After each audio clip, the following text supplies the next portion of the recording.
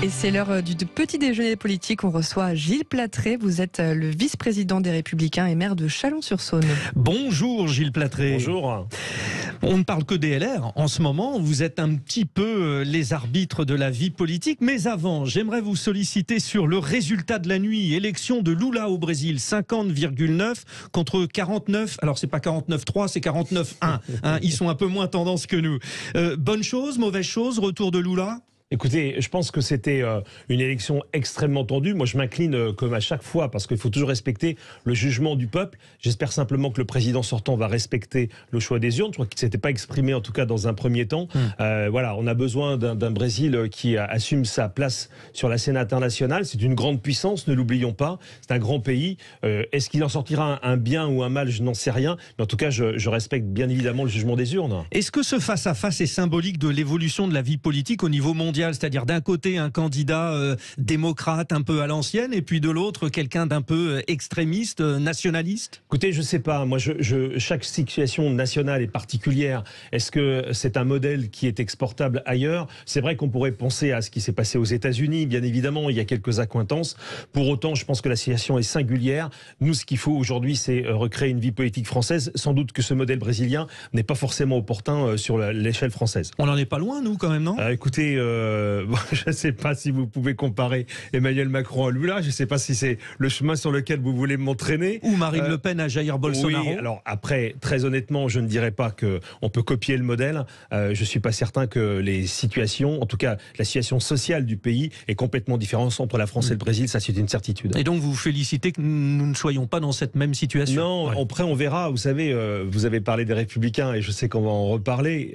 On a aujourd'hui une scène politique complètement en voie de décomposition en France. Sans doute, la scène brésilienne est-elle beaucoup plus tranchée que ne l'est encore la scène française. C'est pas forcément un modèle qui nous prédirait l'avenir français. En tout cas, je pense que, encore une fois, la situation est singulière. Sacré week-end encore dans les Deux-Sèvres. Manifestation de militants écologistes. Alors, beaucoup de réactions. D'un côté, Sandrine Rousseau qui dit finalement il faut y aller. De l'autre, le ministre Gérald Darmanin qui parle d'éco-terrorisme. Vous dites quoi de tout cela? On est quand même sur cette affaire dans un grand délire. On a aujourd'hui, parce qu'il faut regarder la situation sur le terrain. Vous m'avez invité, je suis maire. Moi, quand je prends un dossier, j'essaie de regarder localement quelles sont ses incidences. En Saône-et-Loire, vous avez des grandes bassines? Pas aussi grandes que celle-ci, mais peut-être que le stress hydrique n'est pas le même aussi et la configuration du terrain n'est pas la même aussi. En l'occurrence, sur ce projet qui concerne 400 agriculteurs, qui a fait l'objet de larges études, d'une grande concertation. Ce que nous disait Eric Frétillère, président d'Irrigant France, tout à l'heure, il nous l'a confirmé. Entendu, tout le monde était d'accord. Et surtout, moi, ce qui m'intéresse, c'est qu'une autorité indépendante rende un avis sur le sujet. Or, cet avis, nous l'avons. C'est le Bureau de recherche géologique et minière qui, en juillet de cette année, nous a dit que non seulement l'impact de ces grandes bassines serait mineur, pratiquement négligeable sur l'approvisionnement des nappes phréatiques et des rivières, mais que de surcroît, en période de printemps et d'été, c'est-à-dire un moment où il y a moins d'eau, le rejet de ces bassines serait bon pour le marais point de vin, pour les lacs, pour les nappes et pour les rivières. Ça s'appelle de la gestion de l'eau, tout simplement. Exactement, mais voilà. Qu'on arrête de monter artificiellement, parce qu'on a des mouvements gauchistes qui sont sur le terrain, qui sont là pour faire de la politique et pas de l'environnement. Mais quand on aura compris ça, on aura compris ce qui se passe, qu'on arrête de monter sans épingle. Donc il est grand temps que la République rétablisse l'ordre. Je crois que d'ailleurs M. Darmanin joue gros sur cette affaire, parce que si une ZAD venait s'installer ici, ça serait une défaite en race campagne pour la République. Vous dites des mouvements gauchistes, vous mettez toute la gauche dans le même panier, non? Ou pas? Parce qu'on le voit déjà. Je regarde ce qui se passe. Yannick Jadot a été molesté. Oui, écoutez, il est déjà venu là pour récupérer le mouvement. Il n'est pas venu là pour le condamner. Donc il s'est trouvé face à des éléments encore plus gauchistes que lui. Et d'ailleurs, il y a une scène, d'ailleurs, que les réseaux ont largement dupliqué, qui est une scène où il appelle une jeune femme mademoiselle, qui lui répond avec violence. Je ne suis ni mademoiselle ni madame. Ce sont des woke, c'est-à-dire des gens qui sont dans la déconstruction sociale, qui sont là pour imposer une idéologie qui a été fabriquée aux États-Unis, qui est en train d'infester la scène politique française. Ça se joue beaucoup dans les facultés. Moi, je dis simplement, être un jeune de droite aujourd'hui, c'est être au front contre ces mouvements dans les facultés, les universités françaises. Et je les salue, notamment les jeunes de l'Uni. Donc ça veut dire concrètement évident qu'aujourd'hui, on est sur un mouvement politique. La nature est un prétexte. Il y a des fichiers S, paraît-il. Parce que ce sont des gauchistes qui sont violents pour beaucoup. D'ailleurs, on l'a vu, la police a essuyé un grand nombre de mouvements extrêmement violents. Cocktail Molotov. Elisabeth Lévy proposait de les interdire. Mais, la réunion elle-même était interdite. Donc on a laissé monter une réunion tout en l'ayant interdite. Donc il est grand temps, je le redis avec fermeté, que nous ne laissions pas ces mouvements prendre possession de propriétés privées. Mais ils n'ont rien à faire de la propriété privée, chacun le sait. Ils sont dans une idéologie, ils voient eau pour maïs, donc pour élevage. Ce sont d'ailleurs des brouteurs d'herbe pour la plupart. Ce sont tous des véganes. Donc quand ils pensent viande, évidemment, c'est le mal absolu. Écoutez, il faut respecter la propriété. Si vous êtes au pouvoir, vous faites quoi? Ils sont emprisonnés ceux qui sont rendus coupables d'actes de violence via les policiers, leur place est où? Elle est en prison, tout simplement. On va aller très vite sur le sujet, on va dépasser les 130 km/h, mais la baisse à 110, bon, c'est important. Vous êtes maire de Chalon-sur-Saône, nos routes, nos autoroutes. J'ai l'impression que ça va être difficilement gérable si on commence à baisser toutes les vitesses, non? Écoutez, il faut les baisser là où c'est utile de les baisser. Je vous donne un exemple, puisque vous citez la commune qui est la mienne. Sur la portion de l'autoroute qui traverse la ville de Chalon-sur-Saône, la vitesse a été abaissée à 110 km/h. C'est pas, voilà, on a des villes qui vont bien au-delà. 110 km/h. On a vu un impact sur la qualité de l'air. Donc c'est pas la peine qu'on se raconte d'histoire. Quand il y a de grosses concentrations urbaines, il peut être utile pour la qualité de l'air et de l'environnement de réduire un peu la vitesse. Après, attention. Faisons bien attention à ce que nous faisons. Il y a des enjeux de santé publique auxquels il faut répondre. Et il y a des postures idéologiques qui pourraient pousser par rejet de la voiture à imposer des limites qui n'ont pas lieu d'être. Donc je dis simplement, pas d'idéologie en la matière, au cas par cas. Et on pourra peut-être trouver des solutions utiles pour nos concitoyens. Bon, on a été très vite sur le sujet, évidemment. Allez, parlons maintenant de ce qui fâche. La vie politique. Alors ça fâche, pourquoi pas. Mais quand je vois le sondage dans le JDD ce week-end... Alors bon, c'est un peu de la politique fiction, bien parce sûr. Que nos confrères proposent de refaire une élection avec les mêmes candidats et donc en ce qui vous concerne, Valérie Pécresse pour les LR qui est à 3% et on retrouve le même schéma avec Macron et Le Pen, même si Le Pen est en tête au premier tour et Macron au second. Ça dit quoi? Ça dit que finalement rien n'a évolué. Ça veut dire que, alors c'est vrai que c'est de la politique fiction à l'état pur. Complètement. Mais ce sondage a quand même eu un mérite, c'est de voir que les Républicains ne sont pas sortis de l'ornière dans laquelle ils sont tombés avec la candidature de Valérie Pécresse. Est-ce que c'est la seule faute de Valérie Pécresse? J'étais très sceptique sur cette candidature. J'ai d'ailleurs eu l'occasion de le lui dire lors d'un grand entretien qui m'a amené à me retirer de sa campagne. Bon, mais quand vous voyez, simplement... Gilles Platré, quand vous voyez les 3% là, de ce sondage, vous dites ce sont les 3% de Valérie Pécresse ou les 3% des LR? Non, je pense que c'est en grande partie les 3% de LR. Et je le dis d'autant plus que j'étais sceptique vis-à-vis de Valérie Pécresse. Je crois aujourd'hui que nous sommes complètement illisible aux yeux de la plupart des Français. Les Français ne savent plus à quoi servent les Républicains. Les Français nous ont élus à l'Assemblée, les 60 députés qui sont républicains à l'Assemblée, pour faire de l'opposition. Ils voient qu'il y a effectivement des votes contre sur certains textes, mais qu'on ne va pas jusqu'au bout de la logique. Par exemple, on est contre le budget, mais on refuse de renverser le gouvernement qui va donc appliquer le budget auquel on s'est opposé. Et tout ça nous rend parfaitement illisibles. J'ai cette semaine, la semaine dernière, dans une interview au Figaro, dit ce que je pensais. 2 alternatives, c'est ça? Je pense qu'en fait, on n'a pas le choix. Plutôt, on n'a plus qu'un seul choix. Soit on suit Nicolas Sarkozy. Effectivement, on suit la logique de Nicolas Sarkozy, que j'avais désapprouvée parce que je trouvais qu'elle était annoncée beaucoup trop tôt avant les législatives, qui consiste à faire un pacte avec de gouvernement. C'est pas une association à mes yeux. Si vous voulez que ça fonctionne, il faut que ça soit une contrainte pour le président de la République et pas une façon de lui sauver la mise. Aujourd'hui, on voit quoi? Une France qui est en train de dégringoler, de se déclasser sur le plan migratoire, sur le plan sécuritaire. Vous m'avez fait commenter des événements qui montrent bien que l'État n'a plus l'autorité nécessaire pour faire respecter l'ordre. On voit une France qui est en train de décliner sur le plan énergétique. Donc ça, c'est une alternative. Soit nous sommes en capacité d'imposer nos conditions, je suis très précis là-dessus, d'imposer nos conditions à M. Macron pour lui assurer une majorité à l'Assemblée. Et dans ce cas-là, si ces conditions nous sont favorables, il faut réfléchir très ardemment à y aller, ou parce que je ne crois pas que M. Macron soit prêt à cela, pour être très honnête. Il veut se sauver la mise, mais il n'est pas prêt à rentrer dans une négociation. Ou Gilles Platré, vous dites renverser le gouvernement. Mais bien entendu, mais il n'y a pas d'autre solution.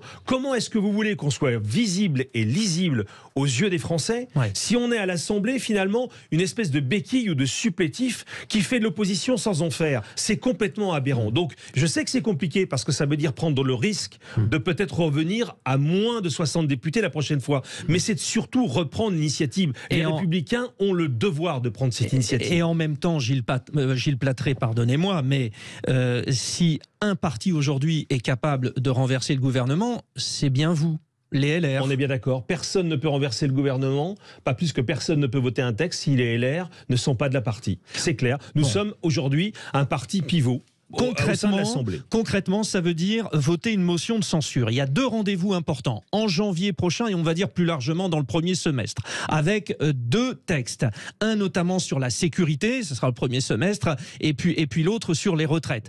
C'est là qu'on vous attend. Qu'est-ce que vous prévoyez? Alors, entre-temps, il y aura le congrès LR. Quel est votre agenda? Vous choisissez un patron LR et après vous allez au front? Mais je pense qu'aujourd'hui, d'abord, effectivement, l'agenda nous pousse d'ici un mois, maintenant, pratiquement un mois, à choisir le nouveau président qui succédera à Annie Genevard à la tête des Républicains. Vous souhaitez qui? Mais moi, je n'ai pas pris parti dans cette échéance. Mais vous allez voter. Je voterai et je dirai le cas échéant pour qui je voterai. Mais pas encore. Mais je suis pour le moment assez peu satisfait de la façon dont le débat est posé, puisque je vois 3 candidats qui, précisément, refusent en principe de penser qu'il faille renverser jamais le gouvernement alors qu'il mène une politique que nous condamnons. Donc cette insatisfaction-là, c'est aussi ce qui nourrit ma réserve en ce moment. Alors vous allez vous présenter. Mais non, mais la question est tranchée. Les parrainages sont recueillis. Oui. Il y aura 3 candidats aujourd'hui. Donc la question est tranchée. Même si, à un moment donné, j'ai pu y réfléchir, la question est aujourd'hui tranchée. Non, je pense qu'au-delà de cette élection, c'est de savoir à quoi nous servons encore dans le paysage. Est-ce que nous avons encore une utilité? Mais si on a une utilité, il faut se donner les moyens de l'avoir. Mais là, en ce moment, vous reconnaissez que vous avez une utilité. On l'a vu au Sénat, les débats au Sénat ont permis d'amender un certain nombre mais personne, de textes. Et moi le dernier, ne remet en cause le rôle que nos parlementaires ont, qui sont des parlementaires appliqués, de terrain, qui bossent les textes. Je dis simplement qu'il faut regarder plus loin que cela. Ils font le métier, mais un peu mollement, c'est ce que vous dites. Non, il faut regarder bien plus loin que cela. Ce qui compte, c'est la France, c'est pas le succès d'un amendement qui est voté. Enfin, vous rendez-vous compte l'effet de loupe qu'il y a à ne regarder que ce qui se passe à l'Assemblée nationale, au Sénat, mais ce qui compte, c'est le pays. Nous sommes le parti qui avons fondé la Ve République et qui a toujours été le parti qui a choisi la France. Est-ce qu'aujourd'hui, on sert la France en se contentant de petites manœuvres parlementaires? Je n'en suis pas certain. On revient chez nos confrères du JDD, décidément, qui vous ont offert une page importante ce week-end. Bruno Retailleau, qui parle de changer le nom du parti. Vous en êtes conscient ou pas de cette nécessité? Enfin, je pense que tout ça est secondaire. Voilà, je le dis avec beaucoup d'amitié pour Bruno Retailleau. Moi, je n'ai pas d'ennemis dans cette campagne. Les 3 candidats sont des gens très intéressants. J'ai moins de proximité, c'est vrai, avec Aurélien Pradié, qui représente une ligne beaucoup plus centriste sur notre parti, mais pour autant, ce sont 3 candidats intéressants. Donc il n'y a pas de. Vous voulez toujours pas nous dire pour qui vous allez choisir, parce que du coup, il n'y a pas d'attaque personnelle. Il en reste 2 là. Dans mon jugement. Ouais. Non, mais il n'y a pas d'attaque personnelle dans mon jugement. Je dis simplement que la priorité n'est pas de savoir si on doit s'appeler républicain ou autre chose demain. Franchement, ça... Enfin, LR, ça fait très époque Sarkozy, quand même. Mais la priorité... Mais sauf que c'est un beau mot, le mot de républicain. Vous savez, moi, je fais pas partie de ceux qui pensent qu'il faut absolument gommer tout ce que Nicolas Sarkozy a touché. Bien sûr qu'on peut avoir un regard critique, objectif sur le bilan qui a été celui de son quinquennat. Il y a 5 mois, jamais vous n'auriez dit ça. Vous l'auriez dit carrément, il faut se référer à Nicolas Sarkozy. C'est-à-dire que, ça y est, il est sorti de la place. Non, mais d'abord, Nicolas Sarkozy est sorti du jeu de la politique active, il l'a dit 100 fois, mais il n'y a plus qu'une partie du monde politique et les journalistes pour croire que ça n'est pas vrai, et pourtant, c'est bien vrai. Donc, simplement, aujourd'hui, ça n'est pas parce que Nicolas Sarkozy a donné ce nom à un parti qu'il faut en changer. La vérité, c'est est-ce que nous pouvons encore parler aux Français? Je ne suis pas sûr que le seul changement de nom suffira. Il y a un travail de fond à faire sur le plan idéologique, il y a un travail pour nous remettre dans le jeu, il y a un travail parlementaire, je vous l'ai dit aussi, il y a un travail pour la France tout simplement. Bon, vous jouez la carte Laurent Wauquiez ou pas? On verra, mais c'est trop tôt pour le dire. Oui, mais enfin, il faut quand même des repères, Gilles Platré. Gilles Platré, aujourd'hui, l'électeur LR ne sait pas pour qui il va voter. Vous avez vous-même regretté les 3% de Valérie Pécresse. On ne lui demande pas de voter pour Laurent Wauquiez maintenant.